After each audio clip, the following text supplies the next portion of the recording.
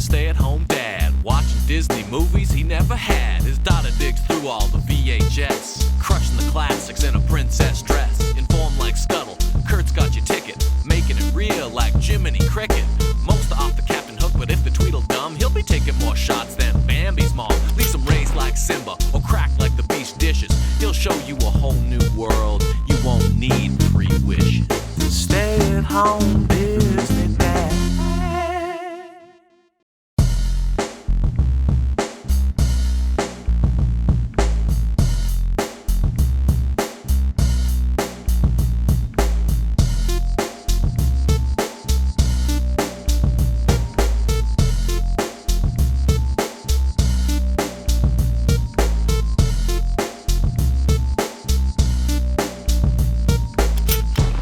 This might not be a Christmas movie, but for me, this movie may have been the biggest gift I've ever been given. Week 322, here we have how the toys were made.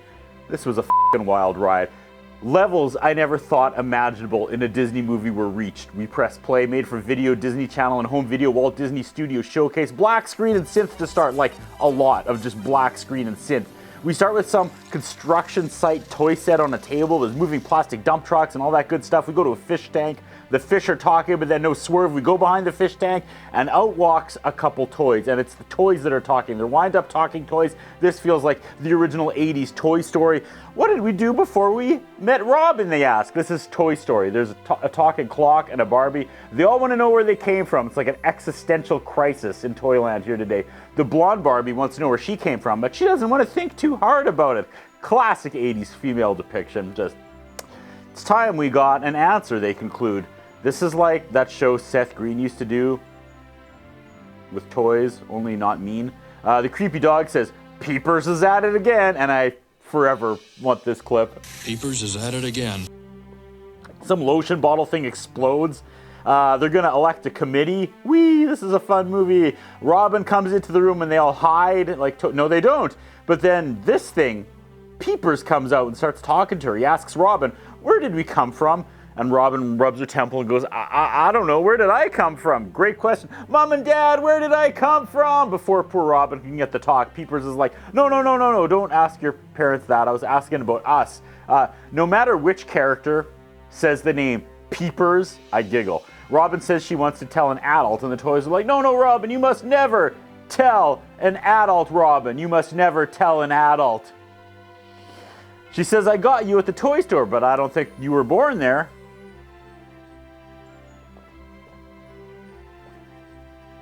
And the Babadook is behind you, Robin. Oh my God, look out.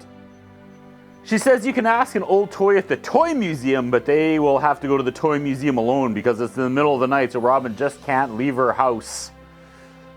Yeah, and she can't tell adults. They take off walking through the streets to a building called House of Old Toys, and it's shot like a horror movie. Words cannot describe what I am seeing here. This is creepy. I don't know if they wanted it to be creepy or if it's just like 80s creepy. They say hello to the dimly lit haunted toys, but get no answer. But then, Jesus, some weird old man block cube toy thing comes to life and is like, we got children here. They want to know the history of old toys. And we get a musical number, a montage of old-timey toys. Some of them old-timey Disney, and this eats up a solid 5 minutes of this movie. This is nightmare after nightmare. I don't like this sound. And we got Don Duck. This dancing couple, she looks like she's been punched. Popeye is here. The lighting, the toys, the music, just all of it. I don't know why this has to be so dark and creepy. Again, words cannot describe just how creepy this is. I don't even know what to say here. Like, this can't be real in a Disney movie. Wikipedia says this was a 1983 special directed by Theodore Thomas and aired as part of the Disney Studio Showcase series of specials on Disney Channel on December 3rd, 1983, and then released on video in November 1984. After a while, they just stopped watching all this pageantry and showmanship as these old toys are performing for them, and they get all bored and they go back to the block and they're like, you're not going to tell us anything, are you? Tough crowd, these two. The blockhead, they tell him, this is a swell party, all sarcastically. They ask him where they came from, and he says, factories. He says, look on your bottom, bud. And they say, excuse me. And then they go home and... No! It tickles! Come on, Mouse. Hold still. It tickles! Come on, Mouse. Hold still. Hit that PG again. Hit it again. Hit it again and again and again. They find a made in Japan stamp. They ask how they're going to get to Japan. Some mouse says, just work backwards. They say, what the are you talking about? She goes, work backwards. Robin goes to a toy store and puts her toys back on the shelf and tells them to think backwards, and then she hides in the shadows. Where is some insane child doing that today? Like, I want to go to Toys R Us and find some 1984 Transformers back on the shelf because some mentally ill kid put her toys back there. Some nerd almost buys the toy and Robin whispers from the shadows, put him back! This is just a wonderful movie. I'm using this for every, like, troubled relationship on Facebook post I see. Put him back! Put him back! Put him back! Suddenly they do go backwards, and we get some special defects as they're like, tear the time and space continuum, and we hit a backwards montage of the store guy taking them backwards in the most brain-altering music bed I have ever heard. They're taken off the shelf, repackaged, put back in the box, put on the plane. The plane flies backwards back to the factory. They're in the factory. Peepers is wearing a fake nose, and Zoom's eye is more bloodshot than Theodore Thomas, who wrote this.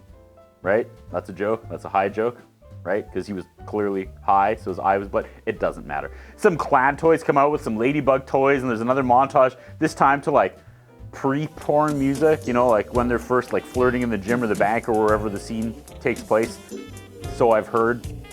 We get a shot of a Disney railroad toy that looks like Fisher-Price. I gotta look that up on eBay. And we see this, which is like something I recently found in a bag of old toys in Value Village like a week ago. That's wild. I don't think I want to be here. I don't think I want to be here. Amazing. The music is starting to get intense and I kind of love it. Sax solo out of nowhere. Suddenly we cut to a wide shot of the factory and it's quiet, and all the possessed toys go back in the boxes because the sun came out and God came out. We get some like Disney theme park music now. I feel like I'm living with the land. And I have to ask, is anyone actually living without the land in 2025? They discover handheld video games and they're like, uh-oh, change is coming. But then they see like a Peepers prototype, like he's unpainted. The unpainted one says, oh, look, a copy. Yeah, copy. I'm number one. They go to the boardroom and we get a slow shot of all these like Japanese businessmen who are having a meeting, and they sit down around this giant table in the boardroom and they chatter. Like, what? Oh yeah, then this happens.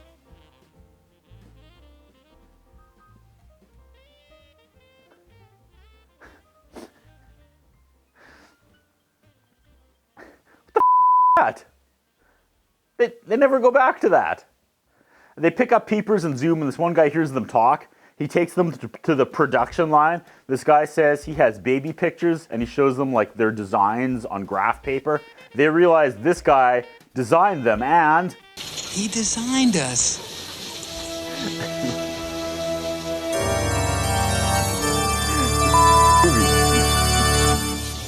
montage of the sweatshop. They hold up pictures of Among Us. They jump ahead in time now. My child chimes in, these toys aren't even cool. Tough crowd again. The 80s would have eaten my kid alive. We get some more like Tomorrowland music. Keeps going. And this guy collects his first Academy Award right here. We get another sweatshop montage, and now he's wearing them on his shoulders like those expensive Disney magnet things. Another production montage. And some of these shots are like out of focus, and I can't tell if this is like an artistic thing or if it's just shoddy camera work. I want this movie to end, but I also never want it to end. If you're wondering where the cutout fingers from your fingerless gloves go, it's apparently to this Japanese sweatshop here.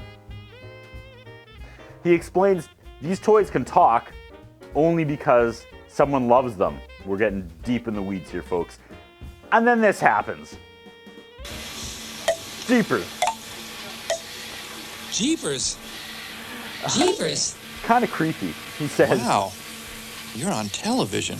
is there anything you guys can't do? Talk to girls. This sad moment. Will you be here tomorrow? There's always something new happening. Actually, we have friends waiting for us. Yeah, we have to go back to Robin. I know you do. Kenji, What is happening, folks? thank you for everything. We go back to present day, and Robin is looking inside the toy shop, and then we get this. Peepers, is that you? Well, I don't know what's wrong with her. She's been mopey for days. You could make this into a horror movie so easily. You wouldn't have to alter any shot. You just have to add a little more spooky music. Robin? Peepers, you're back!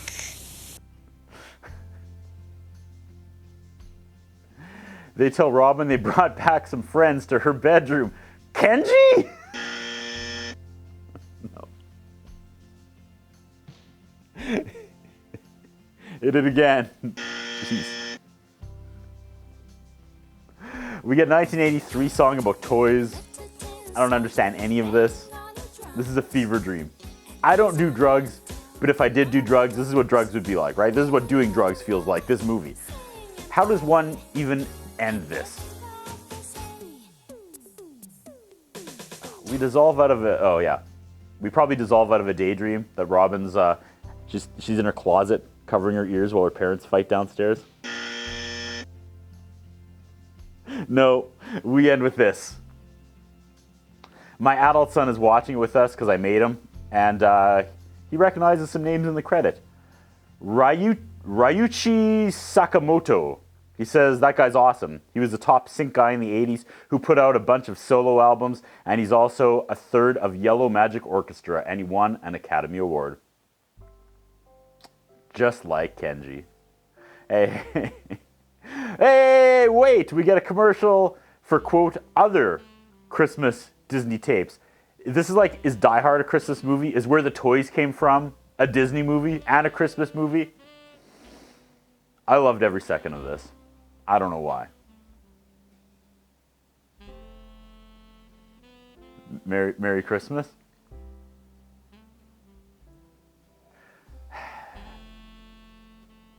That's what I think about. What do you think? What we have is a concern about Curtis Anderson. His interviewing style is not the best. His personal appearance is not the best. I was wondering if the man has some kind of a hold over the channel that he's allowed to be employed for so long with the standards of journalism